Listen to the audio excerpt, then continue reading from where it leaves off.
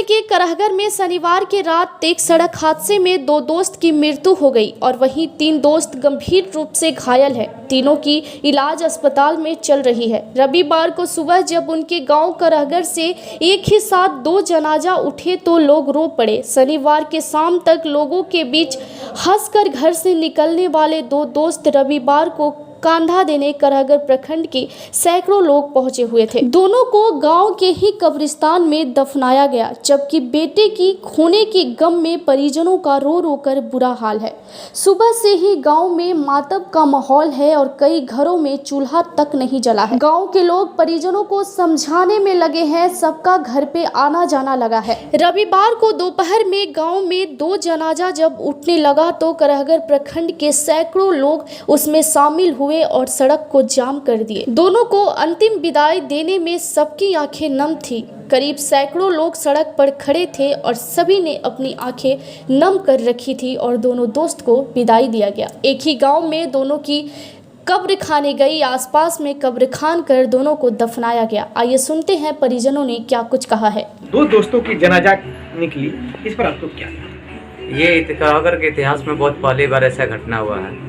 आज तक ऐसा कभी हमने बुजुर्ग से भी सवाल किए, कुछ अपने से पुराने लोगों से भी बात की है कि आपके भी ज़माना में या होश में ऐसा हुआ कि नहीं, तो लोगों ने ऐसा नहीं बोला। ये पहली बार हमें भी देखने को मिला, हमारे लोगों को मिला और समाज को भी मिला। ये बच्चे जो भी थे वो 5 से 7 ही थे। सासाराम गए थे ईद के बाजार करने के लिए। ईद के बाजार करते क्रम में उधर से वापस एक अज्ञात वाहन के कारण चपेट में आने के लिए दोनों बाइक आपस में टकराई और ट्रक के चपेट आने में स्पॉट डेड 2 की मृत्यु हो गई। 2 उसमें घायल है, सीरियस के हालत में है, प्लस एक है जो अच्छे खासे है, वो घर पर लौट गया है। फिर उसके बाद पूरी तरह मातम का माहौल बना हुआ है। ऐसा माहौल बना होगा जो 2 साल कोरोना में हम लोग माहौल से तो गुजर ही रहे थे, लेकिन इस बार भी वो ऐसा ईद का हम लोग जश्न नहीं मना पा रहे। लेकिन ईद के खुशी में फीका पड़ गया। वो दोनों बाजार और गांव दोनों के मिल के बीच में हम लोग रहते हुए हैं। एक तरफ गांव में एक मृत्यु है, एक तरफ बाजार में हुआ है। बीच में किसी बाजार के व्यवसाय के भी दुखी है, कपड़ा व्यवसाय भी है, सब्जी कारोबार है और बच्चे भी है। कोई खुशी मनाने के माहौल में नहीं है। अब ईद के खुशी का जो रंग था वो रंग हम लोग में नहीं है। और एक साथ जनाजा दोनों निकलना, पूरे हिंदू हो या मुस्लिम हो या समाज के लोग देख के दिल दहल गया। और जनाजा की भी नमाज पढ़ाते समय सबके आंखों में आंसू ही मिला। और ऐसा जनाजा हम लोग कब्रिस्तान मिट्टी में देना जो कि आज तक हमने न कभी सुना था न कभी देखा था। एक जगह दोनों दोस्तों के एक साथ मिट्टी वहाँ पर हम लोग लास्ट में क्या बोलते सुपुर्द कर दिया गया है। सर, वो दोनों जो दोस्त थे जिसकी जनाजा निकली, तो आपके रिश्ते में क्या लगते थे? एक है बस समीर आलम, हुआ तो मेरा भतीजा ही लगेगा, और जो अशफाक आलम हुआ मेरा भांजा लगेगा। दोनों हमारे खास रिश्तेदार भी थे।